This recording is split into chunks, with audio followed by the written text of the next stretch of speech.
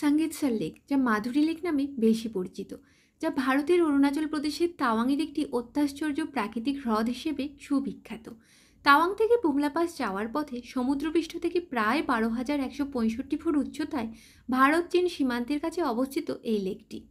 কয়লা সিনেমার জন্য অভিনেত্রী মাধুরী দীক্ষিতের একটি বলিউড গান এখানে চিত্রায়িত হওয়ার পর থেকে এর জনপ্রিয়তা দিকে দিকে আরও ছড়িয়ে পড়ে এবং পরবর্তীকালে এই লেকটি মাধুরী লেক হিসেবে পরিচিতি পায়। লেকটি তার নির্মল সৌন্দর্য, স্ফটিক স্বচ্ছ জল এবং তুষারাবৃত পাহাড়ের মনোমুগ্ধকর পটভূমির জন্য জনপ্রিয়।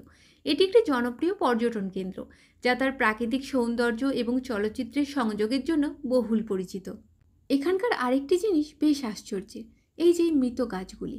ধারণা করা হয় যে ভূমিকম্পের ফলে এই লেকটি সৃষ্টি হয়েছিল। ভূমিকম্পের পরবর্তীতে এখানে আকস্মিক বন্যা আসে, যার ফলে এখানকার পাথর, সবুজ বনানী সবই প্রায় জলের তলায় চলে যায়। জল কমে যাওয়ার পর এই মৃত গাছগুলি কিন্তু তখন থেকেই একই রকমভাবে দাঁড়িয়ে রয়েছে, যাদের মধ্যে কোনো রকম পরিবর্তন আজ অবধি লক্ষ্য করা যায়নি। সাধারণত তাওয়াং ভ্রমণে এলে সবাই সঙ্গেতসর লেক ঘুরে দেখেন, তবু আমি আবারও বলছি, যারা পরবর্তীকালে এখানে আসবেন অবশ্যই এই অপূর্ব সুন্দর তুষারাবৃত পাহাড় দ্বারা পরিবেষ্টিত এবং স্বচ্ছ নীল জলের লেকটি ঘুরে দেখবেন। অধিক উচ্চতায় হওয়ার কারণে হয়তো শ্বাসজনিত কিছু সমস্যা হতে পারে, অবশ্যই আগে থেকে প্রিকশন নিয়ে রাখবেন।